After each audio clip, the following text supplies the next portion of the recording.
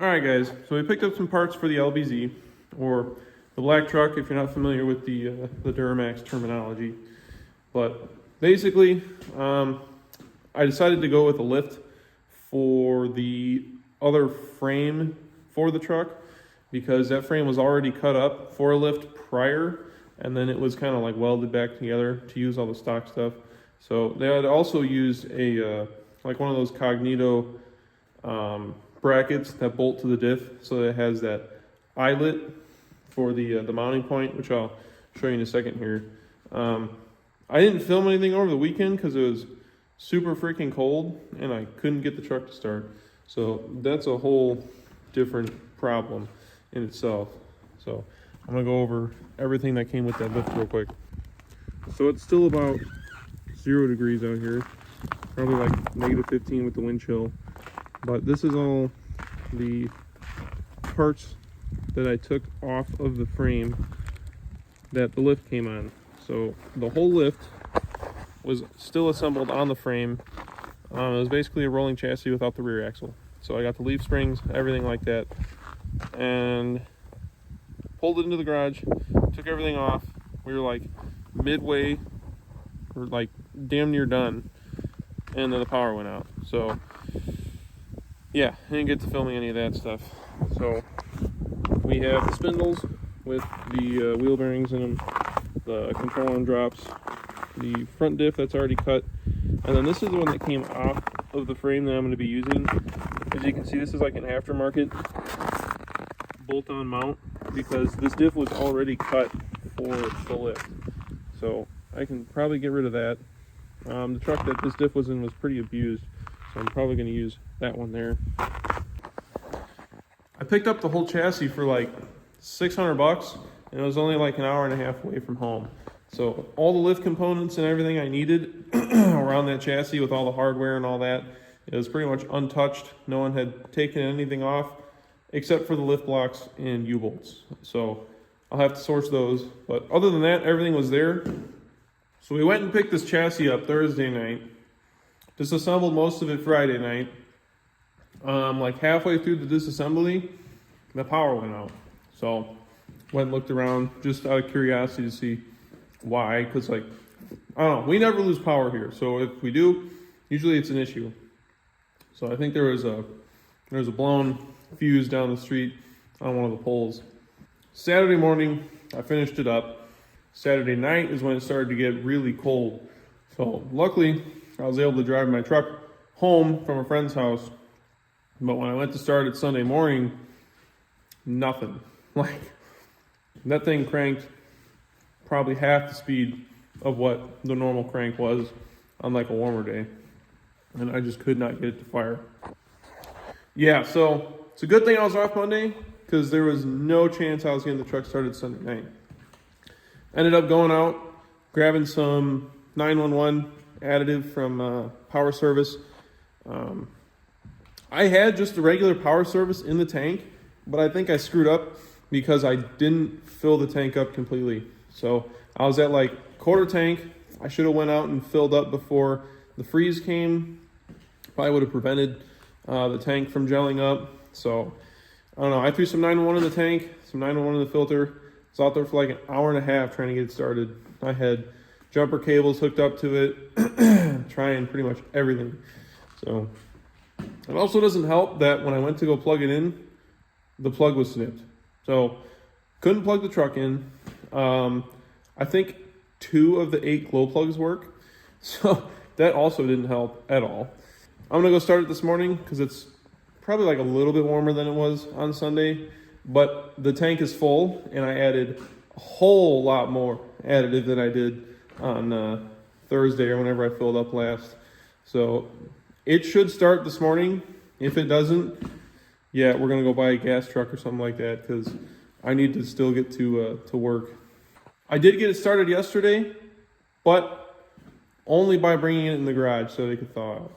So before I went and filled up, it was still at like a quarter tank. So there was no chance I was getting it started still. So I brought it in, let it thaw out for like 5 hours, started it up. It was a hard start. Like, probably ran on 5 cylinders for 10 seconds because the whole thing was, oh man, it was rocking back and forth. Yeah, it was tough, but once it cleared out, it ran fine. So let it warm up, ran some fuel through it, ran some additive through it, went and filled it up all the way. And then, yeah, so now we're here. It's back outside. It's been sitting all night. So we're going to go start it up and make sure that I can make it to work today. So before I start it, there's the fuel temp right now. -2 degrees. I'm going to go ahead and show you the codes, if it'll work. There we go.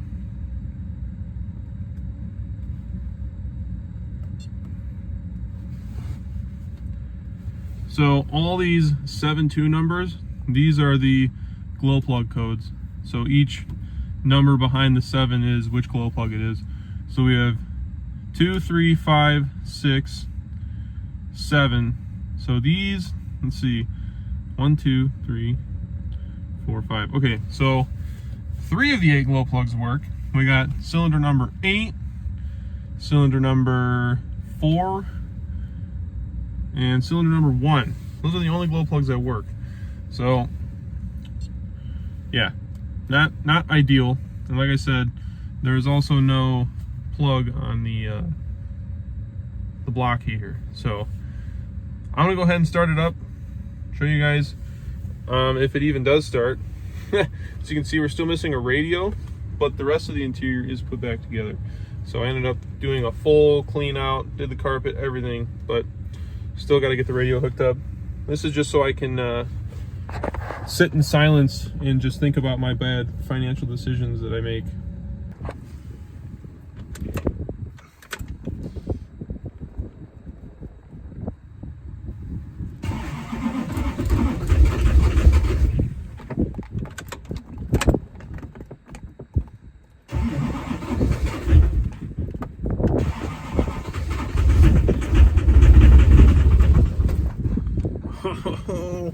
Almost had it. Should be one more time.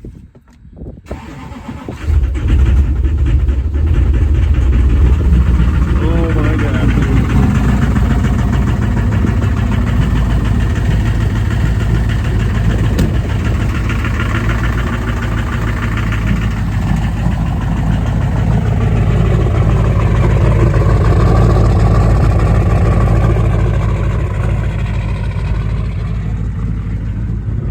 Yeah, so that's what I mean by a hard start. So as you can see here, it's -6 out. Oh, it was -6. Now it's -6. So yeah, it's cold. My hands are frozen. I'm sitting here with my foot on the brake just so it doesn't kick up and idle yet. I'm trying to let it warm up just slightly. Fuel temp is back at 1 degree, so it's not frozen. Good thing I put additive in it. Engine coolant temp, where's that at? Right here. We're at 32 right now. It's freaking cold. I think there's only like one more day of this crap. While the truck's warming up out there, I'm warming up in here. 15 minutes out there, and that cold makes your fingers hurt. So I like to have feeling in my hands, so I'm gonna let them warm up a little bit. But if you're out there driving your truck in 0 or lower, 0 and below, yeah, that's the terminology, in 0 or below, I would definitely recommend doing like a 5W40 motor oil or 10W40, just because 1540 in this weather is thick, like honey. It's like honey thick. So yeah, if you're running your diesel extended amounts of time in cold weather, I would definitely recommend that, especially if you're in my shoes and you don't have a block heater to keep the coolant temp a little warmer. So yeah, I definitely recommend doing that.